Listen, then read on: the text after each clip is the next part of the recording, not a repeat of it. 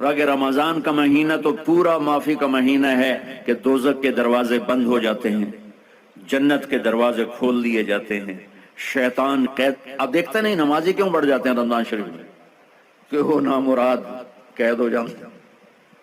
تو کسی کو زنجیروں میں باندھا ہو وہ چل تو نہیں سکتا، چھوڑ دو زنجیریں تو چل پڑے گا. تو اللہ تعالی ہم سب کی حفاظت فرمائے، کوئی دعویٰ نہ کرے. لیکن جو تھوڑا سا غفلت میں ہوتا ہے تو ایمان کمزور ہوتا ہے، انہوں تو شیطان بن کے جامع بھی نہیں دیتے. جمعے جاواں گے، جمعے کئی جمعہ بھی نہیں پڑھتے، عید تے جاواں گے کوئی عید بھی نہیں پڑھتا. یہیں یہ ایک نگینہ سینما کے مالک نے بیان کروایا تھا اور اس نے بعد میں اس سینما کو گرا دیا. آج کل وہ کینیڈا میں ہوتا ہے. تو وہ سینمے کا جو تھا نا مینیجر، وہ میرے پاس آیا، کہا مولانا آج میں پہلی نماز پڑھی ہے. وہاں ہم نے مغرب کی نماز پڑھی، اس کے بعد بیان ہوا. بیان کے بعد وہ اتنا ہنگامہ ہوا کہ رش بہت تھا، وہاں نماز پڑھی نہیں جا سکے. ہم نے کہنے لگا، میں چل رہا تھا میرے ساتھ ساتھ، مولانا آج میں پہلی نماز پڑھی. میں نے کہا کیا مطلب؟ کہا جی یہی کہ زندگی دی پہلی نماز پڑھی. ہوگا راؤنڈ اباؤٹ 40-45 سال کا. میں کہا پہلی نماز؟ ہاں جی پہلی نماز. جمعہ پڑھے؟ نہیں کدی نہیں. عید؟ نہیں کدی نہیں. آج پہلی نماز تھوڑے پیچھے پڑھی ہے. شیطان جب قید ہوتا ہے تو زنجیریں کھل جاتی ہیں تو نمازی بڑھنا شروع ہو جاتا ہے. اس کے بعد جو گھٹتے ہیں نا تو شیطان کی وجہ سے نہیں، اپنی عادت اور سستی کی وجہ سے. پہلے 2-3 دن بڑا جوش ہوتا ہے، پھر اس کے بعد گھٹتے ادھے کو پھر نکل جاندے ہیں، ادھے رہ جاندے ہیں. تو تراویح میں بھی پہلے پوری مسجد بھرے گی، پھر ایک صف جائے گی، پھر دوسری جائے گی، پھر تیسری جائے گی. تو بھائیو یہ رمضان آ رہا ہے، دیکھو میں ہاتھ جوڑتا ہوں، نماز 5 وقت سارا سال فرض ہے، لیکن روزے کی برکت سے کیا ہوتا ہے، شیطان قید ہو جاتا ہے تو وہ سارے بھاگے بھاگے آ رہے ہوتے ہیں. اللہ سے مانگ لو اس رمضان میں کہ یا اللہ ایسی توفیق دے کہ موت تک نماز نہ چھوٹ. رمضان میں بہت سے لوگ رشوت لینا چھوڑ دیتے ہیں کہ نہیں جی ہوں رمضان شریف آ گیا.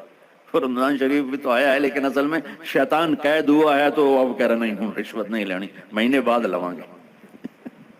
ڈنڈی مارنے والا کہتا ہے نہیں صحیح تولنا ہے، پھر رمضان تو بعد کٹھی کسر کر لواں گے.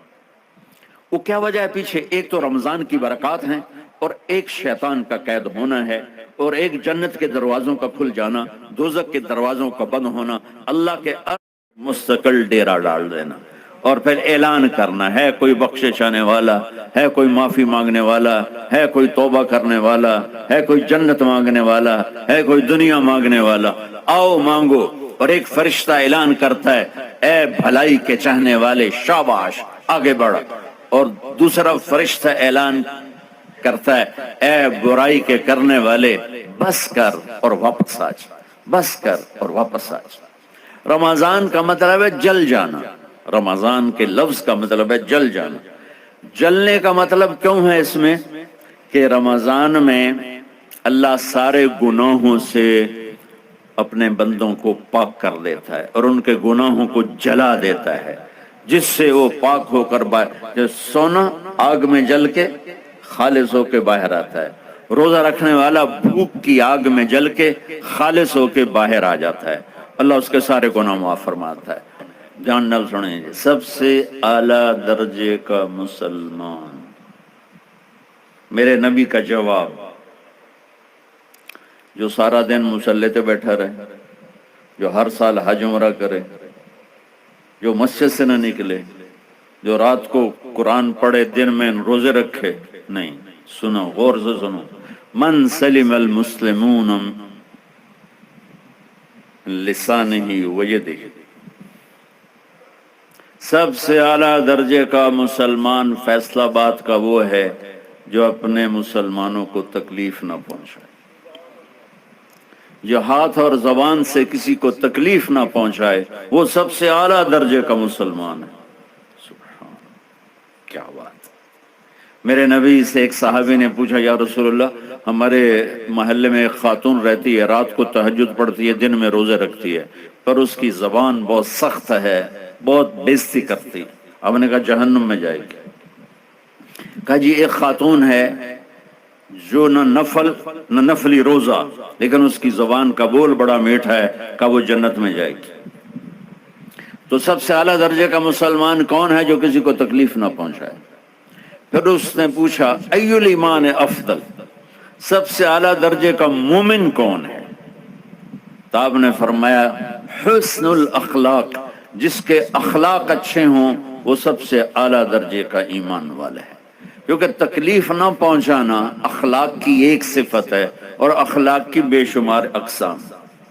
میرے نبی نے فرمایا اچھے اخلاق 360 صفات کا نام ہے، ایک صفت بھی کسی مسلمان مرد عورت کے اندر ہوگی تو جنت میں چلا جائے گا۔ سامنے ابو بکر بیٹھے تھے، کہنے لگے یا رسول اللہ کو میرے اندر بھی ہے؟ تو آپ نے فرمایا تیرے اندر ساری ہے، ساری تیرے اندر ساری۔ تو ابتدا بھی بتا دی، انتہا بھی بتا دی، اور عبادت بھی مسلمان کو اخلاق تک پہنچاتی ہے۔ اب سنو قرآن سے، اللہ تعالیٰ انسان کسے کہتا ہے؟ ایمان والوں کو۔ ان الذین کفروا من اہل الکتاب والمشرکین فی نار جہنم خالدین فیہا اولئک ہم شر البریہ، سب سے بدترین مخلوق وہ ہے جو اللہ کو نہ مانے، جو اللہ کے دین کو نہ مانے۔ آپ نے کہا وہ سب سے بدترین مخلوق۔ تو لا الہ الا اللہ محمد رسول اللہ ہمیں انسانیت میں داخل کرتا ہے۔ انسان ہے ہی وہ جو لا الہ الا اللہ محمد رسول اللہ کا کلمہ پڑھتا ہو میرے رب کے نزدیک۔ نماز کیا ہے؟ نماز کیا ہے؟ بول بھائی ہاں۔ میرا اللہ کہتا ہے ان الصلاۃ تنہا، اب آئی نہیں چل رہا،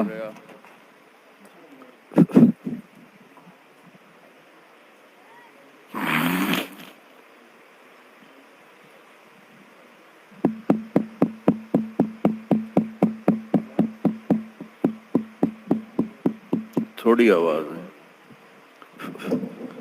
نماز کیا ہے؟ ان الصلاۃ تنہا عن الفحشاء والمنکر، تم نماز پڑھو، یہ تمہیں بد اخلاقی سے بچائے گی اور یہ تمہیں گناہوں سے بچائے گی۔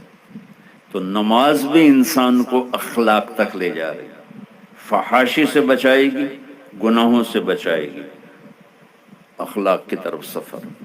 روزہ آ رہا ہے، روزہ کس لیے ہے؟ کتب علیکم الصیام کما کتب علی الذین من قبلکم لعلکم تتقون، تم پر روزہ فرض کیا ہے جیسے پہلوں پہ کیا تھا تاکہ تم تقوی والے بن جاؤ۔ تقوی والے کون ہیں؟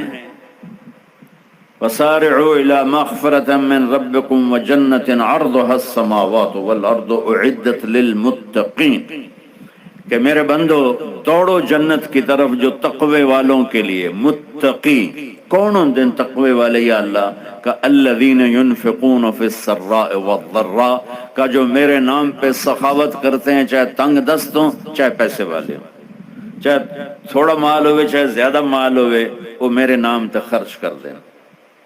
الکاظمین الغیظ، جو غصے کو پی جاتے ہیں، والعافین عن الناس، اور جو لوگوں کو معاف کر دیتے ہیں، اللہ تعالیٰ کہہ رہا ہے یہ تقوی والے ہیں۔ تو روزہ بھی اخلاق پہ لے جا رہا ہے۔ فمن فرض فیہن الحج فلا رفث ولا فسوق ولا جدال، میرے رب نے کہا حج کا ارادہ کر لیا ہے تو زبان کی گندی، زبان کا گندا لہجہ اور زبان کے گندے بول سے بچو، لڑائی سے بچو، گناہوں سے بچو۔ تو حج بھی میٹھے بول پہ لا رہا ہے، لڑائی سے بچنے پہ لا رہا ہے، نافرمانی سے بچنے پہ لا رہا ہے۔ خذ من اموالہم صدقۃ تطہرہم وتزکیہم بہا وصلی علیہم، میرا رب فرما رہا ہے میرے محبوب ان سے زکوٰۃ لیں اور ان کو پاک کریں اور ان کا تزکیہ کریں، ان کو ایک اچھا انسان بنائیں۔ زکوٰۃ ہو اخلاق بنتے ہیں، روزہ ہو اخلاق بنتے ہیں، حج ہو اخلاق بنتے ہیں، نماز ہو اخلاق بنتے ہیں، کلمہ ہو انسان بنتا ہے۔ یہ اتنا زور کیوں دیا ہے اخلاق پر کہ میرے بھائیو، اچھا معاشرہ جو وجود میں آتا ہے وہ ایک دوسرے کو معاف کرنے سے وجود میں آتا ہے۔ مسجد نماز کے لیے ہے، اور نماز ایک انفرادی عمل ہے جو کر کے میں گھر چلا جاتا ہوں، دفتر چلا جاتا ہوں، پڑھوں نہ پڑھوں، نہ پڑھنے کا گناہ مجھ پر، پڑھنے کی نیکی مجھ پر۔ لیکن اگر میرے اخلاق برے ہیں، روزہ میری چیز ہے، رکھوں اجر، نہیں رکھوں پکڑ، زکوٰۃ دے دوں اجر نہ دوں پکڑ، حج کر لوں اجر نہ کروں پکڑ، صرف میری ذات سے کے گرد ہے، نماز بھی، روزہ بھی، حج بھی، زکوٰۃ بھی۔ لیکن برے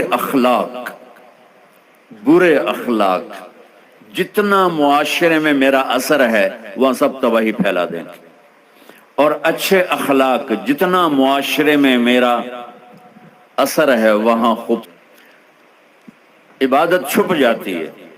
میں نے فجر پڑھی ہے کہ نہیں پڑھی آپ کو پتہ ہے؟ بولو، آپ نے پڑھی ہے یا نہیں پڑھی مجھے کوئی پتہ ہے نہیں ہے، لیکن یہاں بیٹھ کے اللہ نہ کرے میں فرقہ واریت کی بات کروں، اور سب کو پتہ چلے گا کہ نہیں چلے گا کہ مولوی اگلا رہا ہے، اور یہاں بیٹھ کے میں محبت کی بات کروں تو آپ کو پتہ چلے گا کہ نہیں چلے گا کہ یہ محمد مصطفیٰ صلی اللہ علیہ وسلم والے اخلاق بتا رہا ہے۔ تو اخلاق چھپتے نہیں، برے ہوں یا اچھے ہوں ظاہر ہوتے ہیں، اور سب سے زیادہ اس آدمی کا خاندان، جس آدمی کو بدتمیزی کی عادت ہے وہ بیوی کے دل کو برباد کر دے گا، ماں باپ کے دل کو برباد کر دے گا، اولاد کو برباد کر دے گا، دوستوں کو، نوکروں کو برباد کر دے گا۔ اس کے نوکر سامنے کہیں گے میاں صاحب، شیخ صاحب، سیٹھ صاحب، خان صاحب، اتھے جا کے گالی کڈن گے۔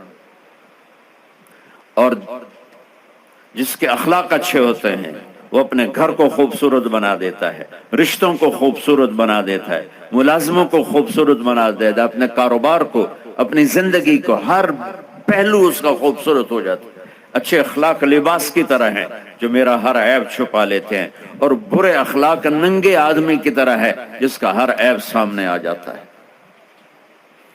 اور اللہ کی رحمت اتنی طاقتور ہے کہ میرا رب فرماتا ہے، یہ تو میں نے 5 غلطیاں بتائی ہیں، لیکن میرا رب فرماتا ہے میرا بندہ میں تجھے عمر بھی دیتا ہوں، طاقت بھی دیتا ہوں، تو اتنے گناہ کر کے زمین فیصل آباد کی سے اٹھا کر آسمان کی چھت کو لگا دے، سوری دنیا گناہ گار ہو جائے نا تو آسمان کیا چاند تک بھی گناہ نہیں جا سکتے۔